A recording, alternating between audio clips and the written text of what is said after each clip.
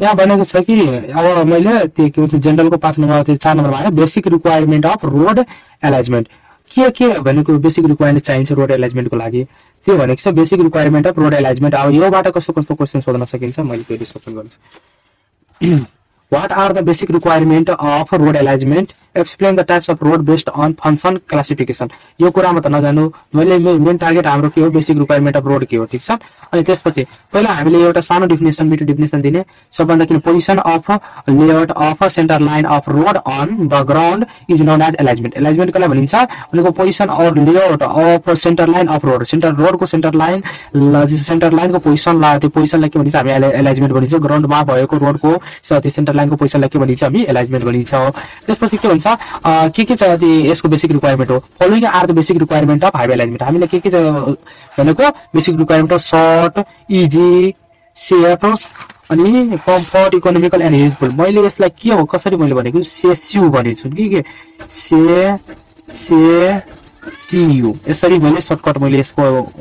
याद गरेछु यस भनेको सर्ट ई भनेको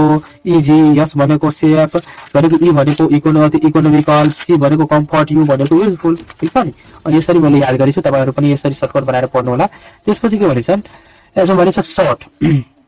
सर्ट भनेको सर्ट यसमा के लेख्ने अनि perpendicular distance between any two point is always shortest distance भनेको के भन्न खोजेछ कि यसरी एउटा यसरी लाइन लियो अनि एउटा यसरी रेडियस भएको यति रेडियस भएको एउटा धागा लिने अनि त्यसरी यसरी घुरायो भने नि यसरी घुरायो भने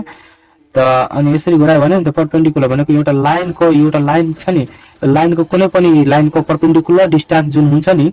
कुनै दुईवटा लाइनहरु बीचको परपेंडिकुलर डिस्टेंस हुन्छ नि परपेंडिकुलर डिस्टेंस भनेको दुईवटा लाइन छ नि यो दुईवटा लाइनहरु बीचको परपेंडिकुलर डिस्टेंस र यसरी लाइन तान्यो यसरी लाइन तान्यो भने नि यसरी तान्यो भने त यो सबैलाई मेजर गर्यो भने सबभन्दा शॉर्टेस्ट डिस्टेंस यो हुन्छ त्यही भन्न खोजेको छ कि perpendicular distance between any two point is always shortest distance भनेको दुईवटा पॉइन्टहरु बीचको परपेंडिकुलर डिस्टेंस भन्न खोजेको छ यसरी तपाई यसरी जानुस् तपाई यसरी घुरेर जानुस् सिधा परपेंडिकुलर जानुस् यसरी लाइनको बीचमा के हुन्छ हमेशा के हुन्छ यो सर्ट हुन्छ ठीक छ नि यो परपेंडिकुलर डिस्टेंस दुईवटा पॉइन्ट बीचको सर्ट हुन्छ त्यो भने खोजेको त्यसपछि अहिले सर्ट हुन्छ तर अनि भयो भने के हुन्छ if road is constructed short the construction cost vehicle operation cost construction time अनि भेहिकल मेन्टेनेन्स कस्ट के हुन्छ घट्छन् त्यही भनेको छ यदि टाइम सानो डिस्टेंस भयो भने कम समय लाग्छ बनाउन यदि कम कन्स्ट्रक्सन कस्ट लाग्छ कम मटेरियल लाग्छ ठीक छ नि कम गाडी गुडाउन समय लाग्छन् त्यही हो त्योबाट के हुन्छ अल्टिमेटली कस्ट हामीलाई कम हुन्छन् त्यही भनेको खोजेको अनि त्यसपछि probability of accident also reduce भनेको डिस्टेंस नजिक भयो भने कसैले त्यो हिँडेर पनि जान सकिन्छ कसैले साइकल पनि जान पनि सकिन्छ कसैले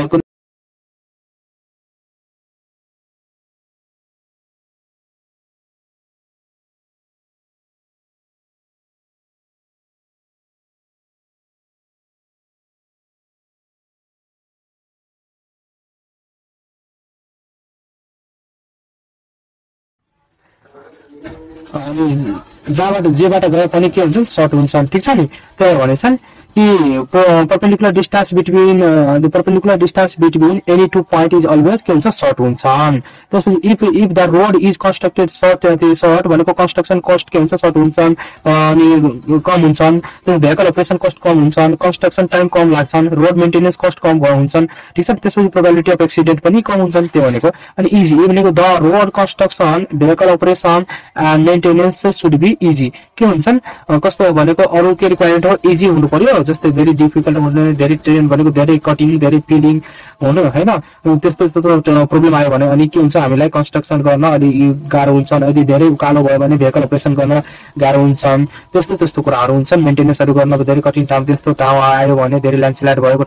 ठाउँ भयो भने त्यो मेन्टेनेन्स पनि धेरै गाह्रो हुन्छ नि त्यही भएर इजी हुनु पर्यो त्यो भनेको सेफ भनेको the road construction vehicle operation and maintenance should be safe हुनु पर्छ रोड कन्स्ट्रक्सन भनेको सेफ हुनु पर्यो कन्स्ट्रक्सन गर्ने टाइममा सेफ हुनु पर्यो भेहिकल चलाउँदाखेरि गुड्ने ठाउँ छ त्यो गुड्न रोडमा गुड्ने टाइममा सेफ हुनु पर्यो ठीक छ नि मेन्टेनेन्स गर्न पनि सेफ हुनु पर्यो त्यो भनेको त्यस्तो रोड बनाउनु पर्यो ठिक छ। अनि कम्फर्ट भनेको ड्राइभरलाई फिल हुनु पर्यो कम्फर्ट कि यदि गाडी कुदायो भने त्यसमा। अनि त्यो सिमिलरिटी सिमिलरली प्यासेन्जरलाई पनि गाडीमा बस्दाखेरि धेरै झट्का नलागोस् त्यसरी हुनु पर्यो कि कम्फर्ट फिल हुनु पर्यो जर्नीको टाइममा। त्यसपछि इकोनोमिकल भनेको के हुन्छ कन्स्ट्रक्सन कस्ट भेहिकल अपरेसन अनि के भन्छ नि मेन्टेनेन्सहरू के भन्यो इकोनोमिकल भयो। आर्थिक भनेको सस्तो हुनु पर्यो सबै कुरा मिलाएर सस्तो हुनु पर्यो ठिक छ नि। त्यसपछि युजफुल इकोनोमिकल मतलब मात्रै सस्तो होइन क्या त्यस्तै टिकाउ पनि हुनु पर्यो। जस्तै यो पेन छन् यो पेन कस्तो हुनु पर्यो यो पेन भनेको मैले एकदम सस्तो लिएँ तर के हो यो लेख्दाखेरि यो टुटिहाल्यो भनेको यो हामीलाई सस्तो काम भएन भनेको यस्तो पेन किन्यो कि हुन त सस्तो पनि भयो लेख्न पनि सजिलो भयो ठिक छ नि। जति लेखे पनि यो बल उड्दैन त्यो हो इकोनोमिकल। इकोनोमिकल भनेको पनि कि दाममा पनि राम्रो काममा पनि राम्रो सबै कुरामा राम्रो त्यसलाई इकोनोमिकल भन्छ ठिक छ। त्यसपछि युजफुल भनेको के हुन्छ the construction road should be benefit to the maximum number of concern locality भनेको के हुन्छ यो रोड कन्स्ट्रक्ट गरेको रोडहरू के हुनु पर्यो कि बेनिफिट गर्नु पर्यो maximum number of concern locality. जुन लोकेलिटी भनेको जुन जति ठाउँबाट गएको हुन्छ नि यो रोड त्यो साइडको मान्छेहरूलाई म्याक्सिमम बेनिफिट हुनु पर्यो कि यस्तो जहाँ बजार छन् योबाट रोड गयो भने त यहाँ बजार राम्रो व्यवस्थित हुनु पर्यो। यहाँ धेरै फाइदा लिन यहाँको ट्राफिकहरू यहाँ आवाजावत गर्न सजिलो होस् यहाँको के भन्छ डेभलपमेन्ट राम्रो हुन्छन् त्यो भनेको त्यसरी म्याक्सिमम यहाँको डेभलपमेन्ट भएको कुराहरू ओसार पसार गर्न सजिलो होस् भने त्यस्तै हो। त्यही भनेको constructed road should be benefit to the maximum number of locality concern locality जुन लोकालिटीबाट गएको हुन्छ त्यसलाई म्याक्सिमम बेनिफिट हुनु पर्यो ठिक छ नि। त्यसरी रोड गर्ने जस्तै कि सहरहरू बजारहरू यता छ अनि रोड मैले यताबाट घुराएँ भनेको कुनै फाइदा भएन यता स्कुल छ यता हस्पिटल छ भनेको रोड यहाँबाट लग्यो भने कुनै फाइदै छैन त्यही भएर यताबाट जानु पर्यो त्यसरी रोड बनाउनु पर्यो त्यो भनेको चाहिँ युजफुल हुनु पर्यो ठिक छ ल। अनि त्यसपछि यो कुराहरू त मैले अलरेडी डिस्कसन गरिसकेको छु। अनि अरू कुन क्वेसन छ number question write down the classification of road in Nepal according to NRS 2027 को अकर्डिङ यसमा हामीलाई काम लाग्छ त्यो पनि यो परिहाल्नु पद गरेर यो पनि मैले पहिला नै हालिदिएछु त्यो पनि परिहाल्नु पद गरेर। यसमा के भन्छ describe the types of road based on construction method अनुसार रोडलाई कसरी क्लासिफिकेसन डिस्क्राइब गर्नुहोस्। अनि यो कुराहरू भनेको मेथड अनुसार अर्थन रोड हुन्छ ग्राभल रोड हुन्छ पढेर लेखिहाल्नु यो म बढी डिस्कसन गर्न चाहन्न भिडियो लङ भइहाल्छ त्यही भएर सिमेन्ट रोडको थोरै छ यो लेखिहाल्ने यो यस्तो क्वेसन सोध्यो भने। त्यसपछि के भन्छ explain the classification of road as per Nepal road standard धेरै क्वेसन सोधेको छ यो क्वेसन धेरै पटक सोधेको छ कि त्यही भएर यो यादै गरिहाल्नु कि explain the classification of road 5 मार्कमा 10 मार्कमा जेमा पनि सोध्न सकिन्छ। यो धेरै क्वेसन हो जम्मा तिमी 8 वटा क्वेसन यो क्लासिफिकेसनबाट हैन बेसिक रिक्वायरमेन्टबाट एउटा क्वेसन मात्रै सोधेछ अनि क्लासिफिकेसनहरुको छ बेसिक रिक्वायरमेन्टबाट एउटा क्वेसन फिक्स हुन्छ त्यो के भने त्यसमा basic requirement of road alignment यही त क्वेसन आउँछ what are the basic requirement of road alignment ठ्याक्कै यही क्वेसन आउँछ अरु केही आउँदैन यो चेन्ज कुनै हुँदैन ठ्याक्कै यही सोध्छ ठीक छ। यही लेख्ने जुकेर अरु कुनै कुराहरु नलेख्नु फ्याक्टरहरु नलेख्दिन बेसिक रिक्वायरमेन्ट लेख्यो भने डाइरेक्ट सीए